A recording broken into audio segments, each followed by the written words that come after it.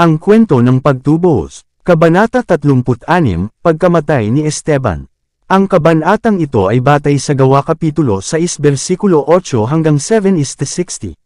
Si Esteban ay napaka-aktibo sa gawain ng Diyos at buong tapang na ipinahayag ang kanyang pananampalataya.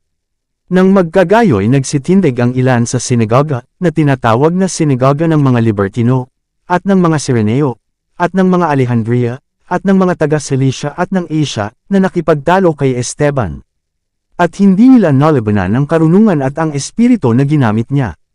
Ang mga estudyanteng ito ng mga dakilang rabay ay nakadama ng tiwala na sa isang pampublikong talakayan ay makakamit nila ang ganap na tagumpay laban kay Esteban, dahil sa kanyang inaakalang kamangmangan.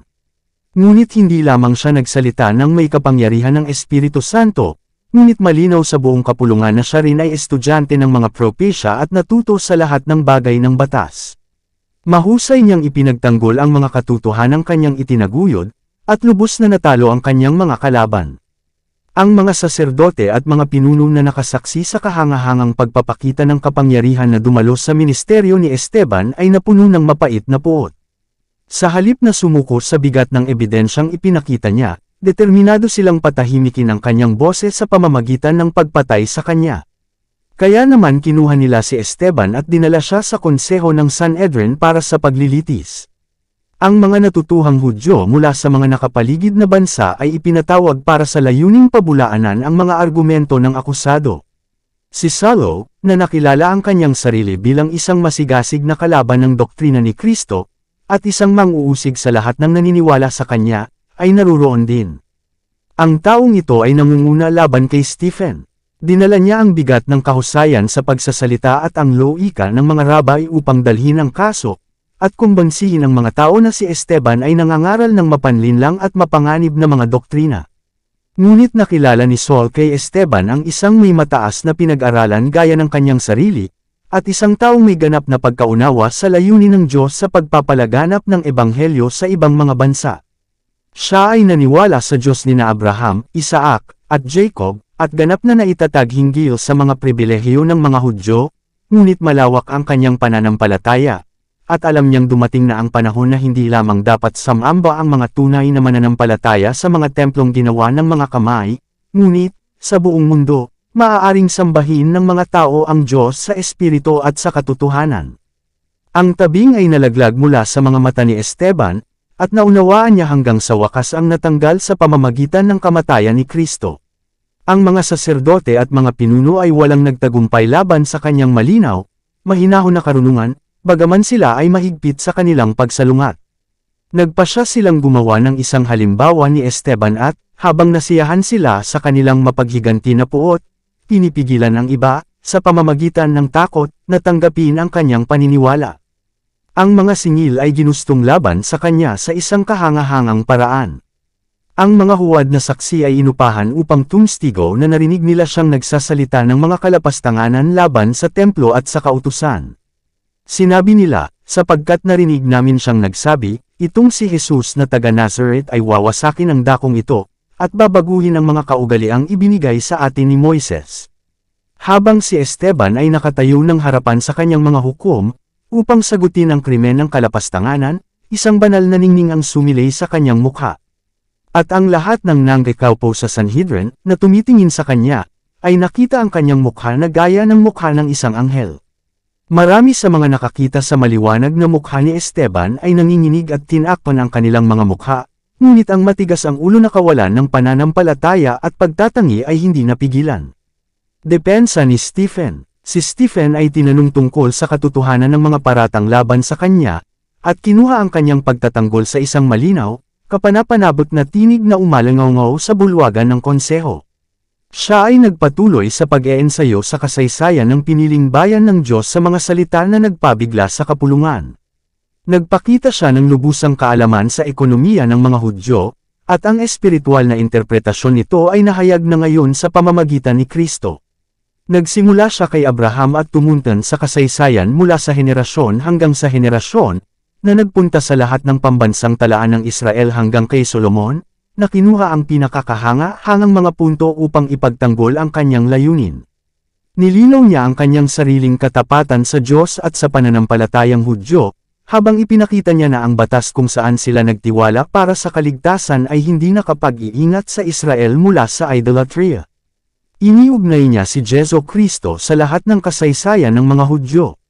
Tinukoy niya ang pagtatayo ng templo ni Solomon, at ang mga salita ni na Solomon at Isaias, gayunman ang kataas-taasan ay hindi tumatahan sa mga templong ginawa ng mga kamay. Ang langit ang aking trono, at ang lupa ang aking tantungan, anong bahay ang itatayo ninyo sa akin?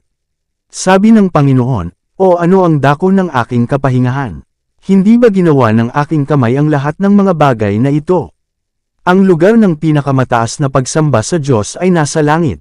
Nang makarating si Esteban sa puntong ito, nagkaroon ng kaguluhan sa mga tao.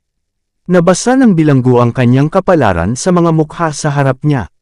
Naunawaan niya ang pagtutol na sinalubong ng kanyang mga salita, na sinabi sa dikta ng Espiritu Santo.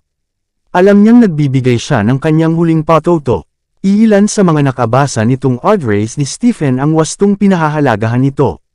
Ang okasyon, oras at lugar, ay dapat isaisip upang may parating ng kanyang mga salita ang kanilang buong kahalagahan.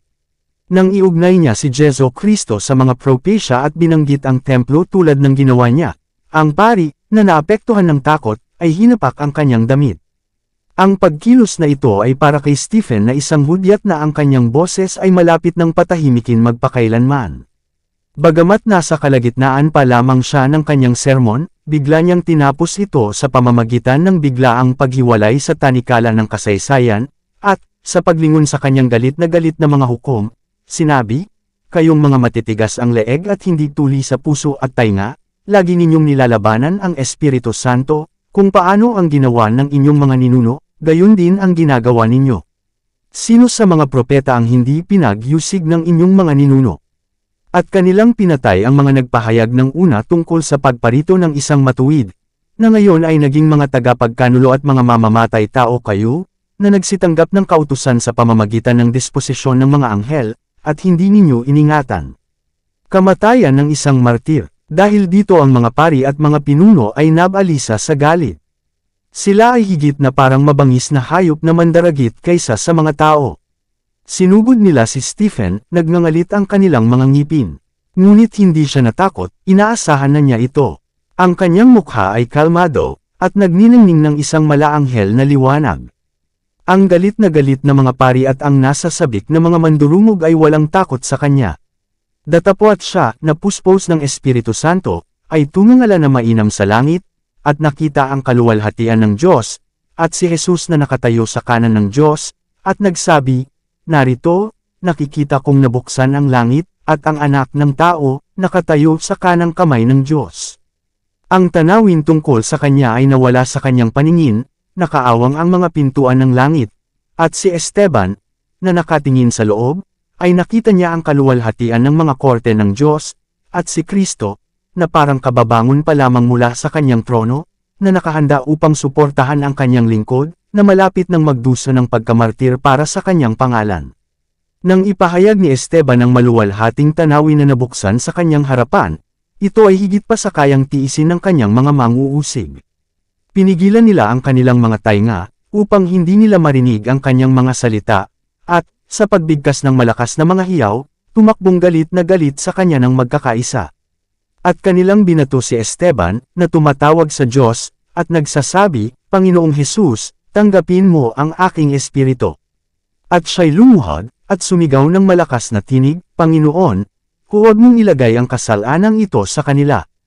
At pagkasabi niya nito, siya ay nakatulog.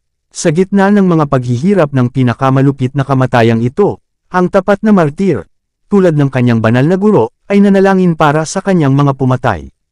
Ang mga saksi na nag-akusa kay Esteban ay kinailangang ibato ang mga unang bato. Inilapag ng mga taong ito ang kanilang mga damit sa paanan ni Saulo, na aktibong nakibahagi sa pagtatalo at pumayag sa kamatayan ng bilanggo.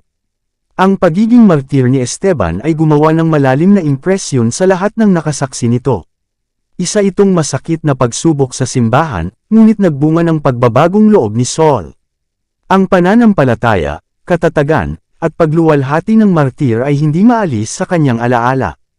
Ang panatak ng Diyos sa kanyang mukha, ang kanyang mga salita, na umabot sa mismong kaluluwa ng lahat ng nakarinig sa kanila, maliban sa mga tumigas sa pamamagitan ng paglaban sa liwanag, ay nanatili sa alaala ng mga nakakita, at nagpatutuo sa katotohanan ng kanyang sinabi, ay ipinahayag.